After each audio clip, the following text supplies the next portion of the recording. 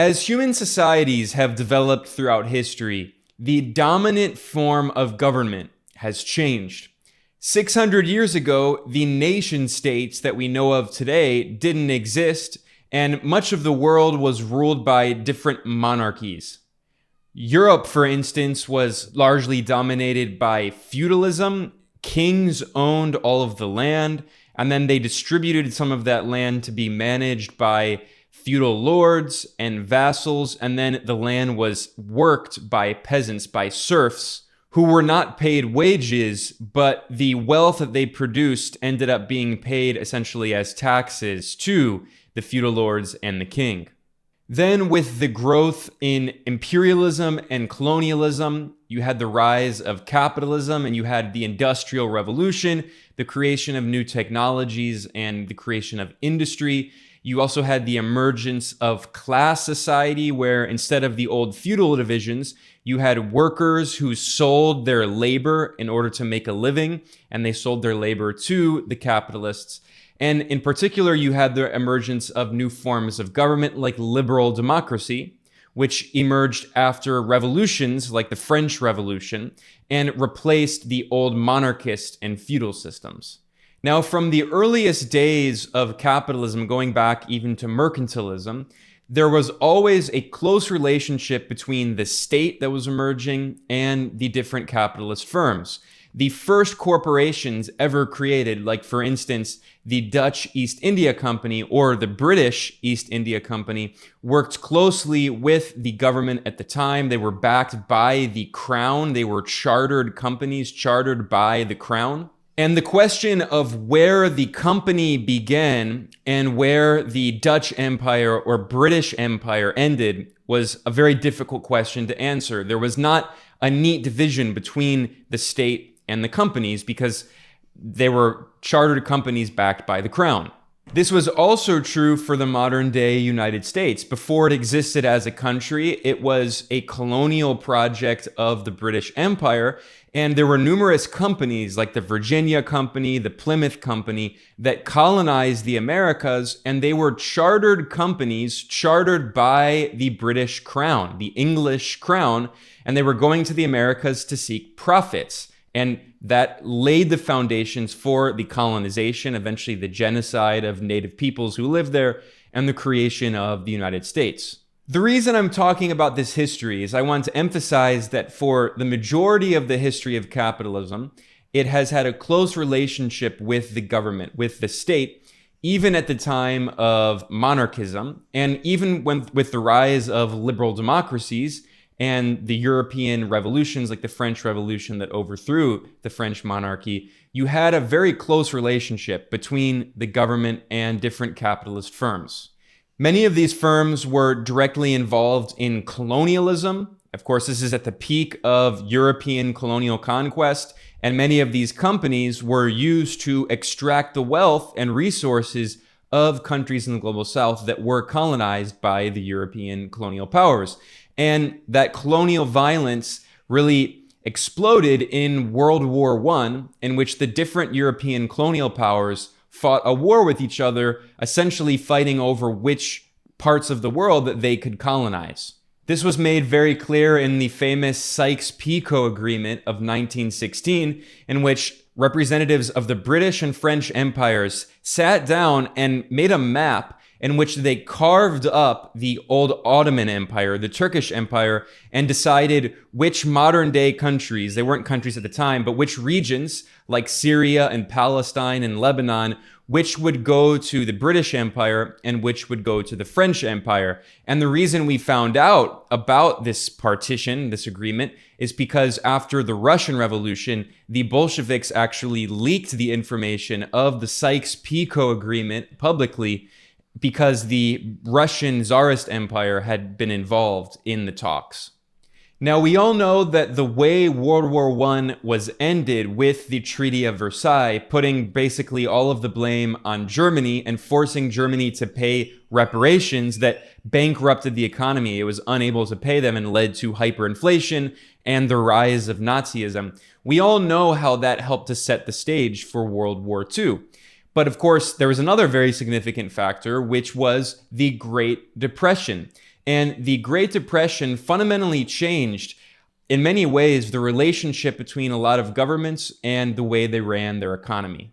In fact, one of the most influential economists in world history who played a key role in this era, the British economist John Maynard Keynes, himself had been a critic of the Treaty of Versailles, warning that Germany would not be able to pay back all of these reparations. It would cause horrific damage to the German economy and therefore much of the European economies as well. Well, Keynes became a very prominent figure after the Great Depression because many of his ideas became mainstream among economists and policymakers.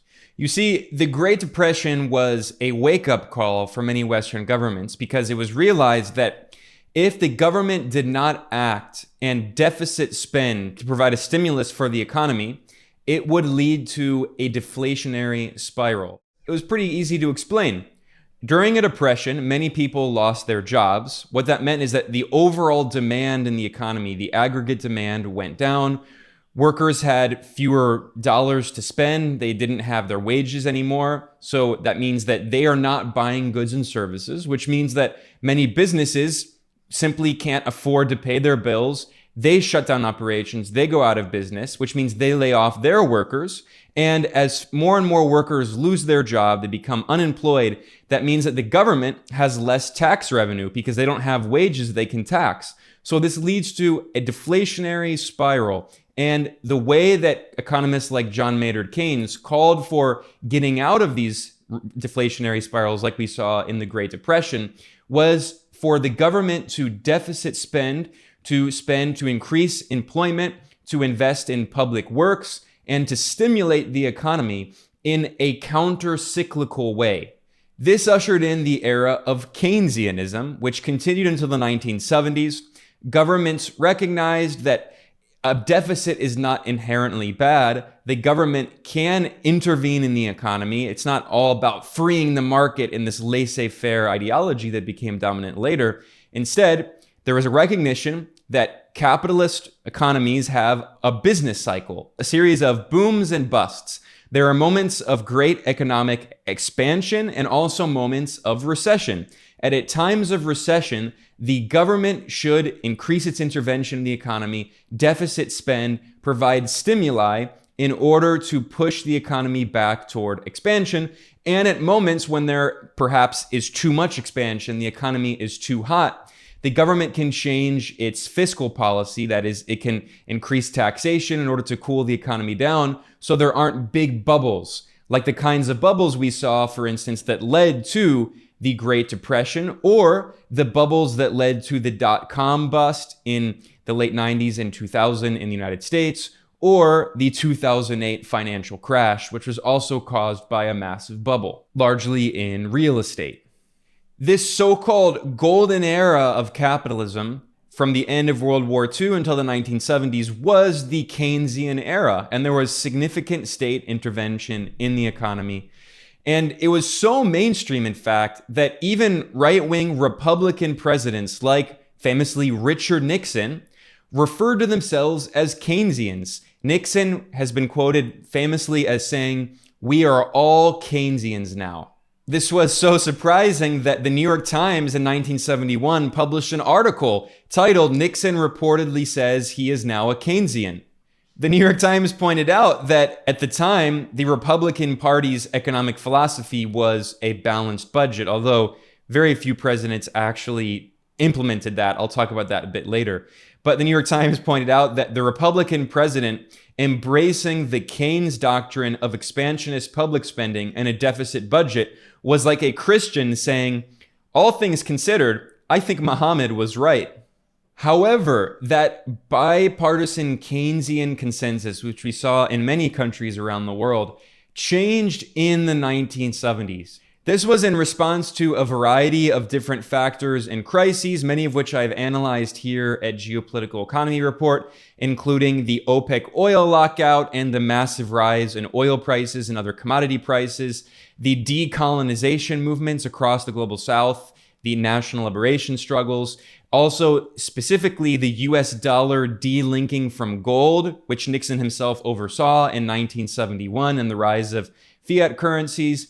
Furthermore, the different geopolitical conflicts around the world. This is at the peak of the original First Cold War. And then, of course, the rise of inflation and stagflation, simultaneous economic stagnation and inflation. And what happened in the late 1970s is the Keynesian consensus died out, and you had the emergence of neoliberalism. This is the new phase of ruling class ideology that we've seen much of the planet dominated by since the 1970s. And in the past decade, neoliberalism has been slowly dying out. But really, for most of the people who are watching or listening to this today, your lifetime has been dominated by neoliberal ideology. The most well-known manifestation of this came in 1979 with the rise of the Conservative Party leader Margaret Thatcher to be Prime Minister of the United Kingdom.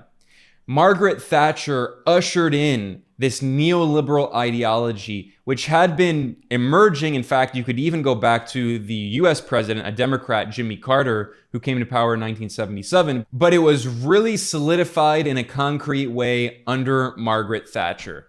She summarized the neoliberal ideology quite clearly in an interview in which Thatcher complained that the government's responsibility was not to help children and poor people and homeless people. She complained that people who are homeless think that the government should help them. And she said, no, quote, they are casting their problems on society. And who is society? There is no such thing. There are individual men and women, and there are families, and no government can do anything except through people, and people look to themselves first. It is our duty to look after ourselves. So this was the leader of the UK saying, there is no such thing as society. Society does not exist. What we call society consists merely of a loose collection of individuals that are acting based on greed and our rational self-interest.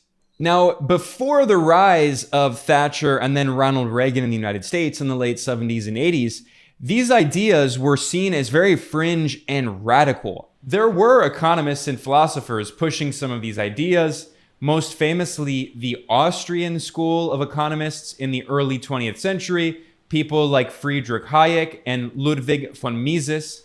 By the way, many of these Austrian school economists, the original libertarians, were quite sympathetic to fascism, and they said clearly they saw fascism in the 1930s as preferable over communism. They wrote that clearly. So there has always been links between fascism and Austrian school ideology, this extreme libertarian economics that became mainstream essentially in the late 70s and 80s with the rise of neoliberalism. Now, the term neoliberalism often confuses people, especially in the United States, because they hear the term liberalism and they associate it with left-wing politics. But no. We're talking about the idea of classical liberalism, which is the idea that society should be organized around individual liberties, that the state's powers should be limited, and instead, society should be organized in a way that maximizes individual freedoms. The government does not have a responsibility to help poor people, to help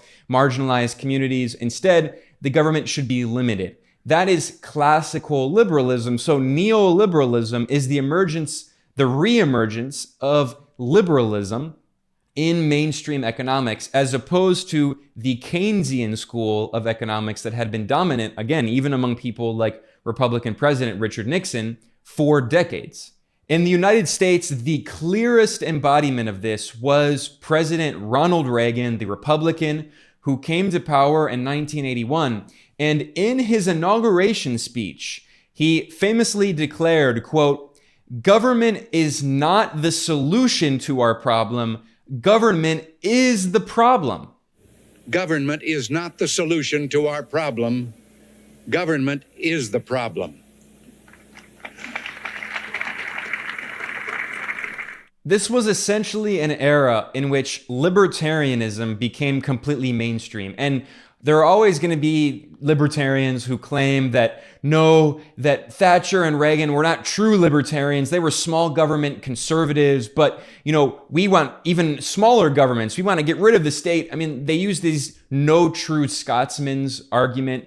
So they can always, say that libertarianism has never been implemented because the government was never small enough. But the point is that these ideas became completely mainstream among the ruling class in not only Western governments, but around the world.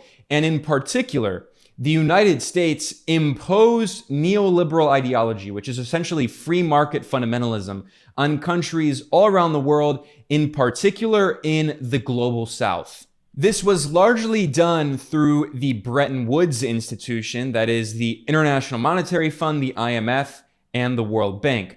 These were the international financial institutions that were created in the 1944 Bretton Woods Conference, in which the Allied powers toward the end of World War II decided to remake the international financial system.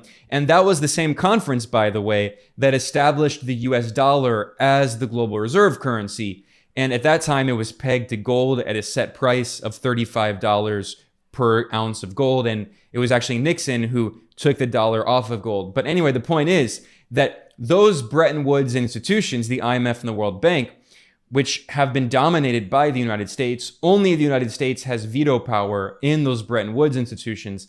With the rise of neoliberalism in the 1980s, that came at a moment of really the peak of the US unipolar empire.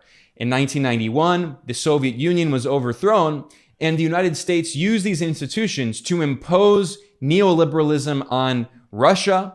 And there was massive shock therapy and mass privatizations in Russia. The United Nations Children's Fund, known as UNICEF, published a report a decade after these neoliberal reforms were imposed on Russia, and they found that it resulted in 3.2 million excess deaths. That is more than 3 million Russians who died who would not have died if the neoliberal shock therapy had not been imposed. They also found that 18 million children were pushed into poverty, living on less than $2.15 per day. And there were massive health crises, including outbreaks of HIV, tuberculosis, high levels of child malnutrition. And really, it was societal collapse with the neoliberal policies that were imposed. In the global South, many very similar policies were imposed. And in fact, these neoliberal policies were so conventional, they were so common, that they came to be known popularly as the Washington Consensus. This term had actually been coined in 1989 by a right-wing economist who had worked with the IMF and the World Bank named John Williamson. He had also worked at the UK Treasury, of course, which helped give birth to neoliberalism. And he famously wrote in his Washington Consensus 10-point list, these are the following policies that characterized neoliberalism. Reducing national budget deficits, that is, ending government budget deficits, which had been used to fund, stimuli for the economy and provide social services and also build infrastructure and provide employment. So cut government spending.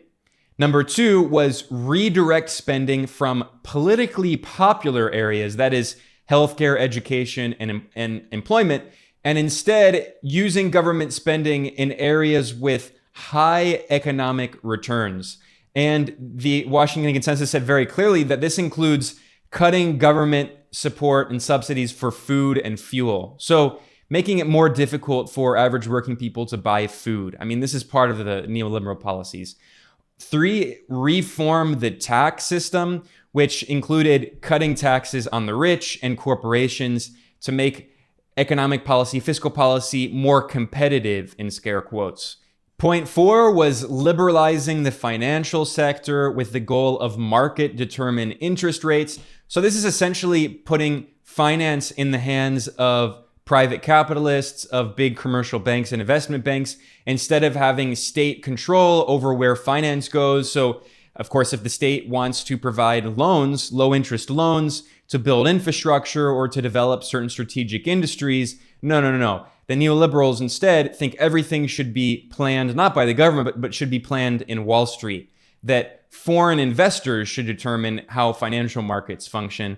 And related to that is point 5, adopting a competitive single exchange rate, and in particular, letting the so-called free market determine a currency for a country's exchange rate. So this is another way, again, of letting foreign markets, foreign investors determine how strong or weak your country's currency will be. And in particular, this is a way of undermining the system of import substitution industrialization that had been common in much of the global South, where governments would intentionally have a stronger currency. They would maintain their currency using different currency controls and foreign exchange interventions by the central bank. They would maintain a stronger currency, which is a way of encouraging domestic consumption. And then they would use that with protectionist policies like tariffs, which is a way of strengthening their local industries and making it more difficult for foreign corporations to compete. And by completely lifting all currency controls, it usually led to a massive devaluing of currencies in the global South, which made exports more competitive, but made it very difficult for local workers to buy products. So local workers lose purchasing power. It's an attack on workers. It's a class war. And of course, this policy went hand in hand with 6, reducing trade restrictions. So the Washington Consensus told countries to lift tariffs, to lift protectionist policies, and point 7, abolish barriers to foreign direct investment, which allowed foreign capitalists to buy up industries, to invest in local industries, which is, again, a way of destroying competition in the global South, which allowed corporations in the advanced imperialist countries, the rich capitalist countries like the United States and Europe and Japan, they could simply destroy any competition in the global South using economies of scale, using their competitive advantage. And this basically turned many global South countries into deindustrialized resource hubs. They were basically colonized, and their local industry was destroyed in countries like Brazil and Argentina. And instead, they became cheap agricultural export resources. So in Argentina and in Brazil and also in Mexico, the country that had previously had advanced industry, they simply exported their cheap agricultural goods to the wealthy imperialist countries. And of course, point 8 of the Washington Consensus was privatize state-owned enterprises. So privatize the publicly owned utilities companies, the water companies, the electrical companies, privatize the state-owned railroads, which is what happened in Britain. For countries that had large oil reserves or lithium or copper, privatize those state-owned companies and let foreign corporations control all those resources. Point 9 of the Washington Consensus was abolish policies that restrict competition, which is, again, a way of deregulating all markets so foreign corporations can exploit your local economy. And then, of course, probably the most important of all, point 10 was property rights. Protect the property rights, in particular, of foreign investors. So these policies are the basis of the neoliberal ideology that has been completely dominant since the late 1970s and the 1980s, that has been imposed on countries around the world. And still today, many countries are being forced to impose the Washington Consensus through institutions like the World Bank and the IMF. This neoliberal ideology was so common and so widespread that at the time you had neoliberal philosophers and political scientists like Francis Fukuyama in the United States who declared that it was the end of history. It was the final stage of human development, and basically every government would inevitably become a liberal democracy with a capitalist economy implementing neoliberal policies. The right-wing economist John Williamson, who coined the term Washington Consensus, in 2002, he arrogantly wrote in an article that, quote, left-wing believers in Keynesian stimulation via large budget deficits are almost an extinct species. Pretty much all mainstream economists were neoliberals. Perhaps the most prominent neoliberal economist at the time, who was a priest of free market fundamentalist ideology, Milton Friedman, he was really all over the media. He was a kind of celebrity, a household name.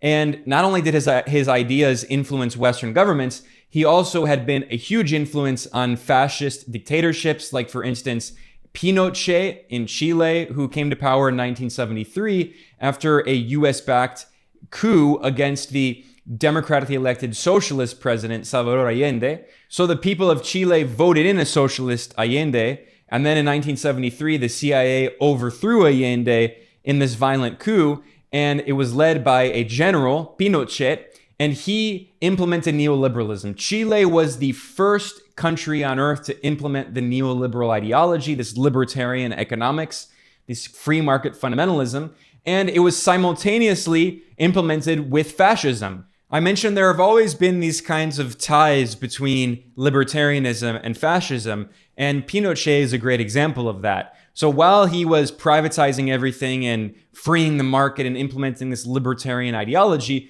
he was also rounding up leftists, throwing them in concentration camps, murdering them. He killed thousands of leftists. He threw some leftists out of helicopters, or at least his regime did. And by the way, under Pinochet, Chile also welcomed Nazi war criminals who fled Germany after World War II, and they went to Chile, and many of them were supported by the government. They were involved in these penal colonies where actually they were notorious for abusing children and for torturing and murdering leftists. So the point is that the first ever country on earth that implemented libertarianism was also a fascist dictatorship, a military regime under the general Pinochet. And that ideology became completely mainstream and was spread across the world by the United States, which of course is the country that imposed it in Chile in the first place. Milton Friedman inspired Pinochet, and he even met in person with Pinochet, praising him and advising his fascist regime. But another example of a neoliberal economist who's not as well known as Milton Friedman, but also very influential, was Robert Lucas. Robert Lucas won a Nobel Prize for economics, in particular because of his idea of the rational expectations hypothesis, which has been largely debunked, but it was mainstream economics orthodoxy, and that's why he won the Nobel Prize. The perfect example of just how mainstream neoliberalism was in 2003, Robert Lucas was invited to give a speech, the presidential address, at the American Economic Association, one of the most influential organizations for economics in the world, not just in the United States.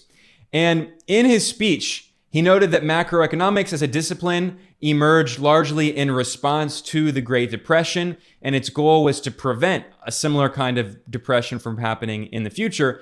And in this 2003 speech, at the American Economic Association, this Nobel Prize winning neoliberal economist famously declared, quote, "My thesis in this lecture is that macroeconomics in this original sense has succeeded.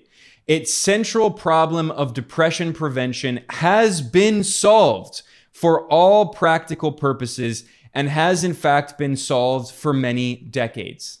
This is how arrogant neoliberals were. They insisted that they had solved the problem of depressions. There would no longer be any more recessions or depressions in the future. The neoliberals had solved it. This is one of the most renowned Nobel Prize winning economists declaring that in 2003. Now, this is, of course, very ironic because this came after the dot-com crash, the big bubble in the late 90s and 2000s. It also came after the Asian financial crisis of 1997.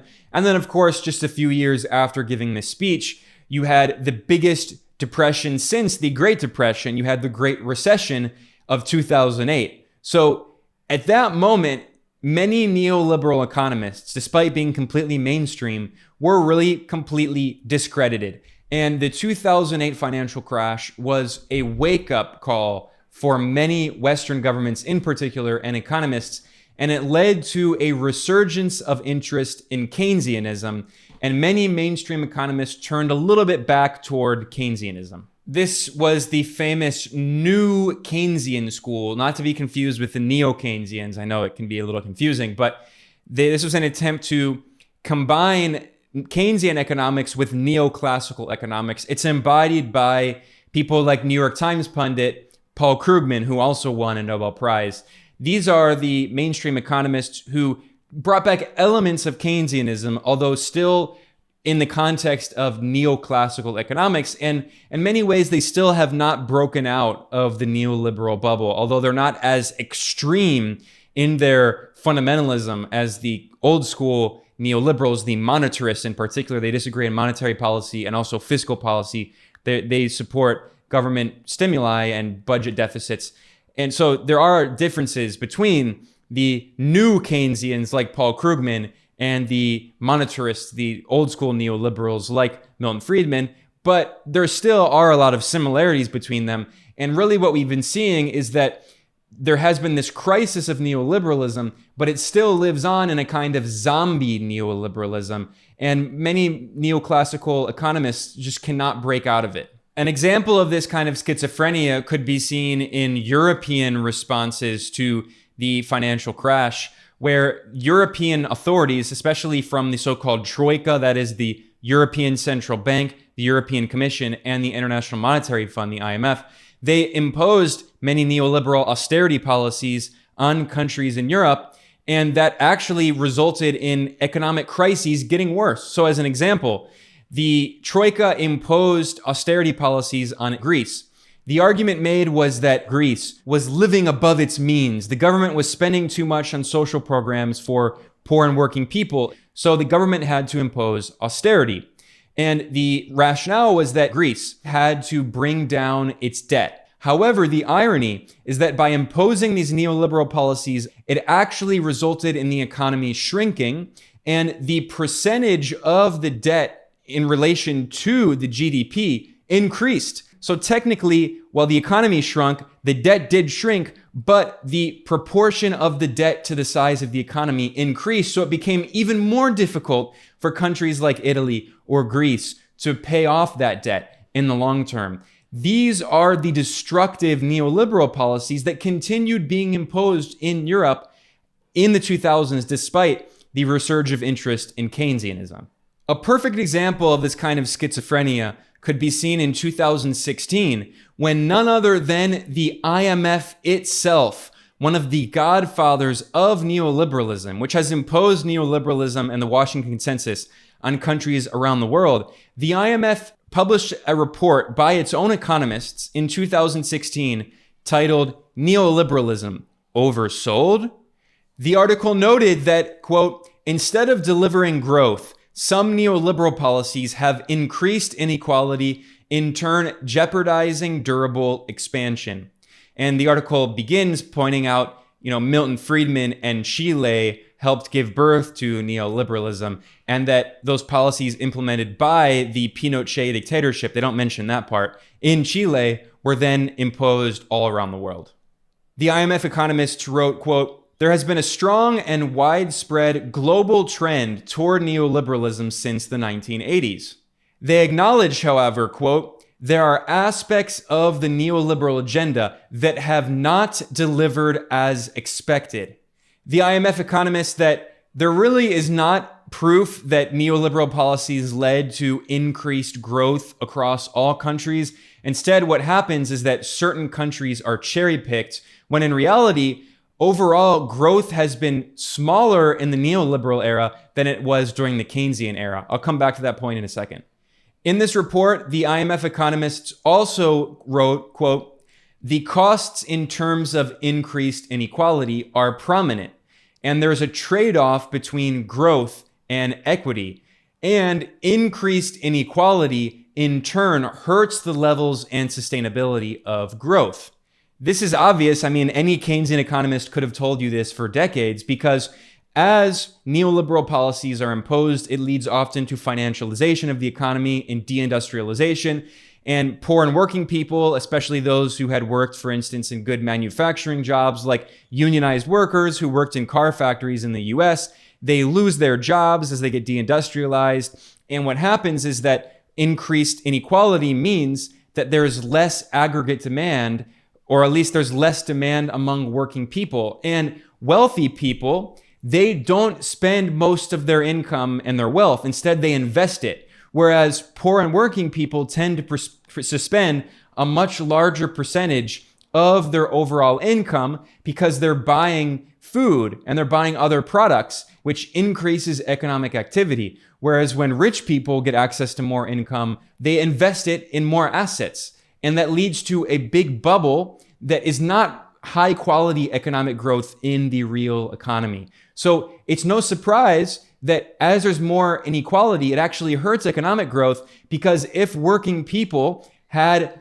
the ability to spend more and increase domestic consumption and boost aggregate demand, it would be a stimulus for the economy. However, what neoliberals did, the misleading sleight of hand that they did, is they often looked at the short-term economic growth in countries that implemented neoliberal policies at first, ignoring the long-term implications. Because what neoliberalism essentially was, the neoliberal policies imposed, were a sugar rush in the economy. So the government privatizes a bunch of state-owned industries, which means it has all of this extra money now sitting around that it can use to invest.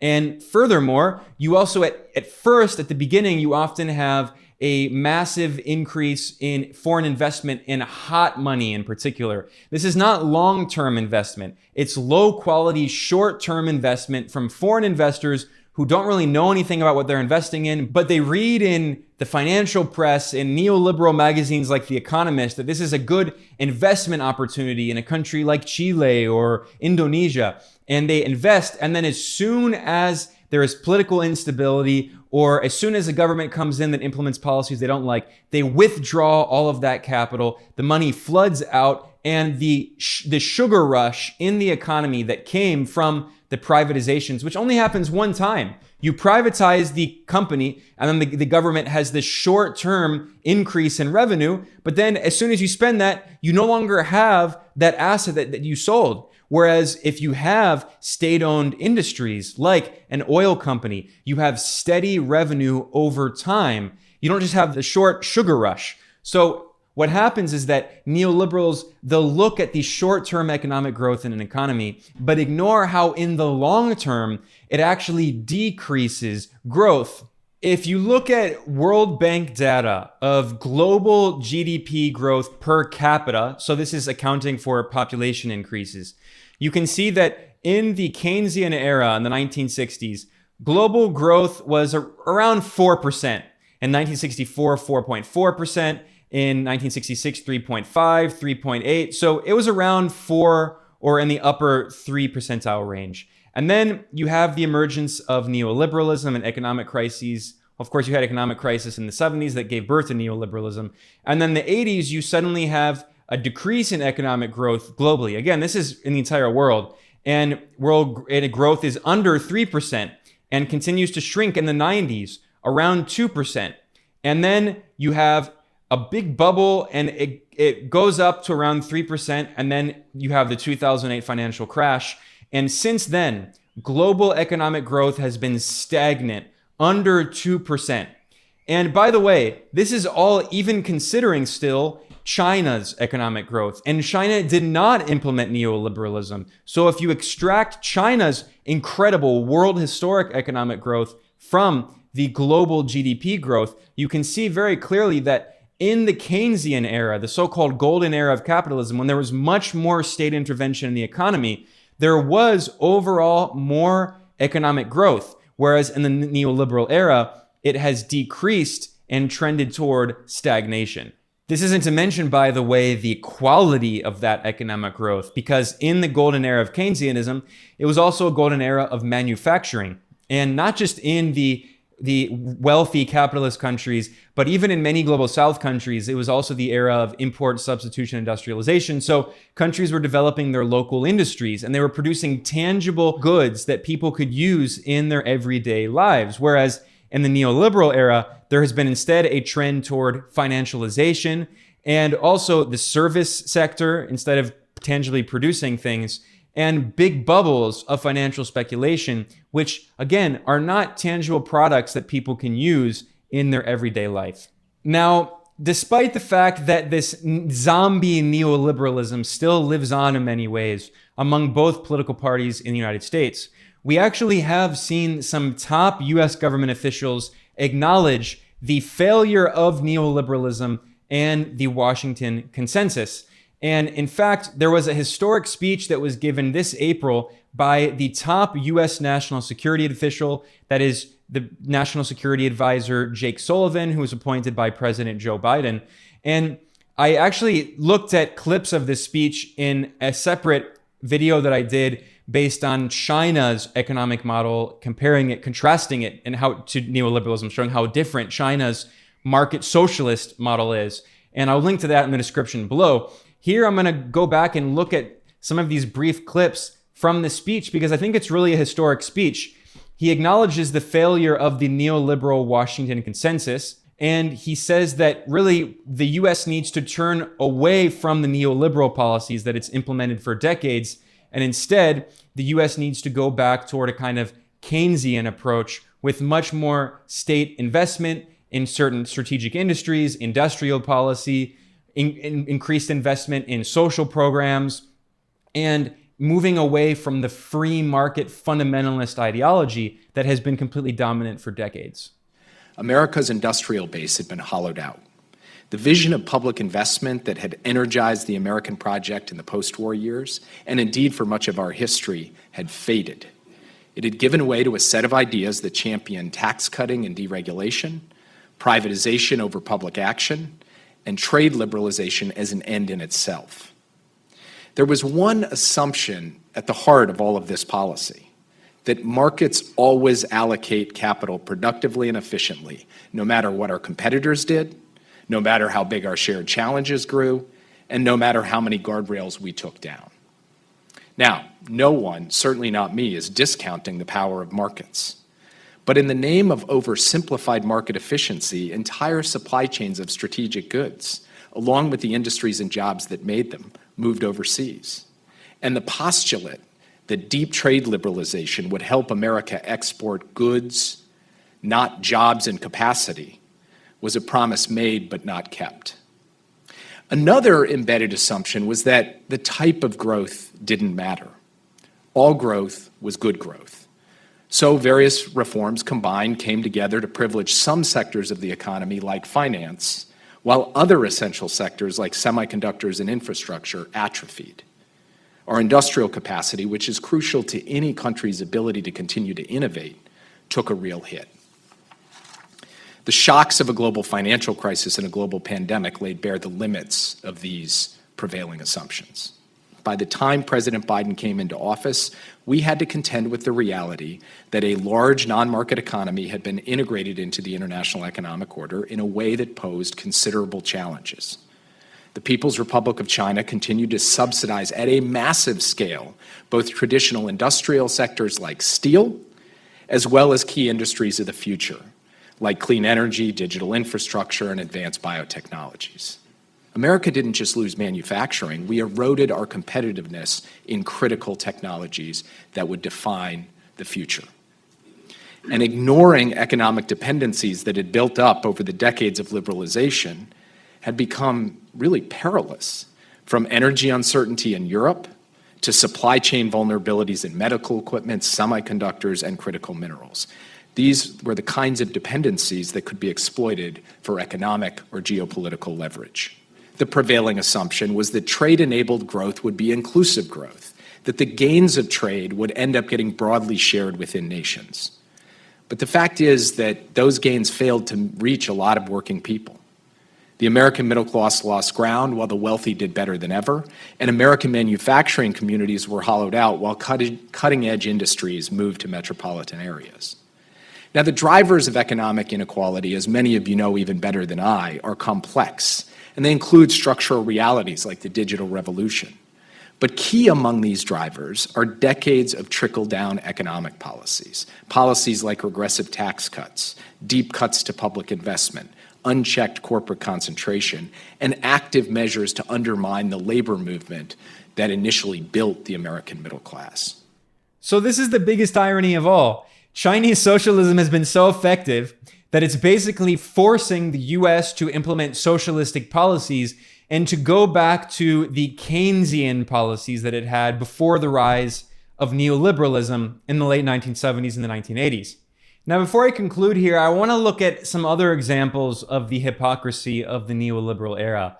Because while the United States was imposing the Washington Consensus on countries around the world, the reality is that even the godfather of neoliberalism, Ronald Reagan, was very inconsistent and contradictory in his own policies. So while he preached about how great the beloved free market was, in fact, Ronald Reagan was carrying out a trade war against Japan, and in 1987, Reagan imposed 100% tariffs on many different Japanese electronic products.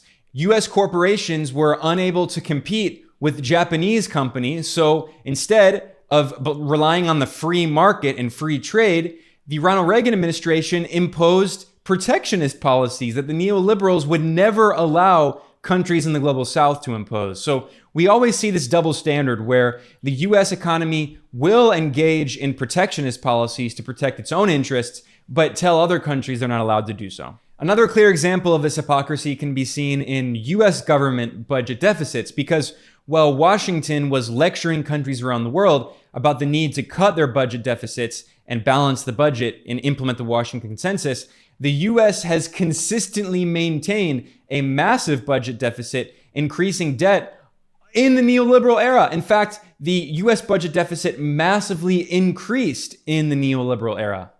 I'll just read here from the website Investopedia, which actually does write largely from a kind of neoliberal perspective, but they acknowledge the rise of US government deficit spending. They note that during the big two world wars in the early 20th century, the US maintained big budget deficits, and the US has run a budget deficit nearly every year since 1961. However, the deficits began to balloon in the 1970s and 80s, in particular in the era of the rise of neoliberalism. President Ronald Reagan took office in 1981, vowing to limit the size of government. Still, during his 8 years in the White House, the nation's deficit doubled and topped $200 billion several times. Reagan's successor, George H.W. Bush, another Republican, also presided over a record-breaking deficit of $209 billion in 1992. The irony is that the only president since the 1960s who has briefly overseen a budget surplus was a Democrat, Bill Clinton, because again, this is the core tenet of neoliberal ideology, and neoliberalism is completely bipartisan. Ironically, it was the Democratic president who implemented neoliberalism even more aggressively than Reagan. Clinton, you could say, was in some ways more neoliberal than the godfather of neoliberalism, Ronald Reagan. Investopedia points out that under pressure from Republicans in Congress, President Bill Clinton, a Democrat, agreed to consistently cut the deficit and eventually oversaw the first budget surplus in decades. The $128 billion surplus recorded in 2001 was the last time a surplus has been seen in this century. When he took office in 2001, Republican President George W. Bush cited the Clinton surplus as evidence that taxes were too high. So he used it as an excuse to cut taxes on the rich, and that increased the budget deficit yet again. The deficit reached a record $458 billion in 2008, Bush's last year in office, and that would triple in the following year as the Bush and Obama administrations faced the global financial crisis. And since then, the US budget deficits have skyrocketed under Obama, Democrat, Donald Trump, a Republican, and they've continued under Joe Biden, another Democrat. Investopedia points out the US budget deficit exploded in 2009, ultimately reaching $1.4 trillion under Bush and the incoming Obama administration. And most of that deficit was created on Bush's watch, but Obama and the Democratic-controlled Congress also added hundreds of billions of dollars to it in early 2009. Then President Trump continued the trend of pushing the deficit higher as he sought massive tax cuts for the rich, and increased military spending. His first budget for 2018 recorded a deficit of $779 billion that later increased to more than $1 trillion in 2020. And then, of course, when the pandemic hit, there was a massive deficit, which of course made sense. The irony is that now that a Democrat's back in office, he is slightly decreasing the government budget deficit compared to the Republicans. So we see that once again that this is completely bipartisan, but the irony is that actually Republicans often have some of the biggest government deficits, and they're the ones who talk about the need for small government. If you look at a list of the change in US government debt by president, if you ignore World War I and World War II, where obviously government spending was massively in deficit because of the war. So if you exclude FDR and Woodrow Wilson, who were Democrats, but again, at war, ironically, the president who oversaw the biggest increase in government debt was Ronald Reagan, the godfather of neoliberalism, at 160%, followed by Bush Jr., and of course the war on terror at 72%, followed by Obama, followed by Bush Sr., followed by Richard Nixon, followed by Donald Trump, followed by Jimmy Carter. So the irony is that the very same neoliberals that were lecturing countries around the world to cut their government deficits, to impose austerity, to decrease government spending on social policies and programs like healthcare and education and employment, those same neoliberal leaders in the US have overseen the biggest government deficits and increases in US debt in the history of the US, excluding World War I and World War II. I mean, this is the incredible schizophrenia and hypocrisy of the neoliberal era. It has always been austerity for the global South through the Washington Consensus, while in the United States, there has been the imposition of neoliberalism, but it has been done at the same time as massive government deficits. And where does all of that money go? I mean, this is what modern monetary theorists talk about, MMT, but that money went into the pockets of the rich. It went into pumping up asset price inflation, pumping up a big bubble of asset prices, which benefited the rich. So all of that deficit spending did not actually benefit poor and working people. It benefited the wealthy oligarchs, big corporations, and Wall Street, which is why we've seen such a massive increase in inequality. So deficit spending is not inherently good. It depends what kind of deficit spending is. If it's deficit spending for tax breaks on the rich and more war and regime change operations all around the world with a massively increasing military budget, that's not good. Or ironically, at the same time as the neoliberals talked about decreasing the government and, freeing the market and all of this and a small government, at the same time, we've seen a massive increase in military spending and police spending. And police in the United States have become increasingly militarized. Their budgets have skyrocketed in the neoliberal era. And as an example, the New York Police Department, the NYPD, its budget is larger than the entire military budget of North Korea, which has nuclear weapons. And we're constantly told to be afraid of North Korea, but the New York Police Department has a larger budget than the North Korean military. The ultimate irony, and the note that I'll end on here, is that at the same time, more and more figures in Washington are warning about the dangerous long-term impact of neoliberalism. So earlier, I looked at those clips from the US National Security Advisor, Jake Sullivan, acknowledging that neoliberalism has been a complete disaster and has resulted in all of these problems in the United States. Jake Sullivan is just one of many other figures in Washington who have acknowledged the failure of neoliberalism and the Washington Consensus. That's why they're talking about a so-called new Washington Consensus. But as I explained in my previous video and podcast on China and the growth of China's socialist model, the irony is that the reason that the US is now finally turning away from neoliberalism and back toward elements of Keynesianism is precisely because of the success of Chinese socialism. So it's taken Chinese socialism for the US to admit the failure of its neoliberal model. That's the moment we're in now. It's a very interesting moment of historic transition. And here at Geopolitical Economy Report, I am going to always be reporting on and analyzing these latest developments.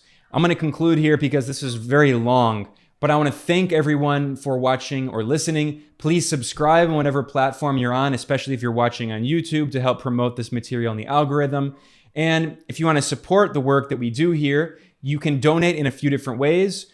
We have no big institutional support and no big sponsors. We rely entirely on small donations from viewers and listeners. So please consider going to geopoliticaleconomy.com/support. Or the best way to support us is to become a patron over at patreon.com/geopoliticaleconomy. I want to thank everyone. I'm Ben Norton. I'll see you next time.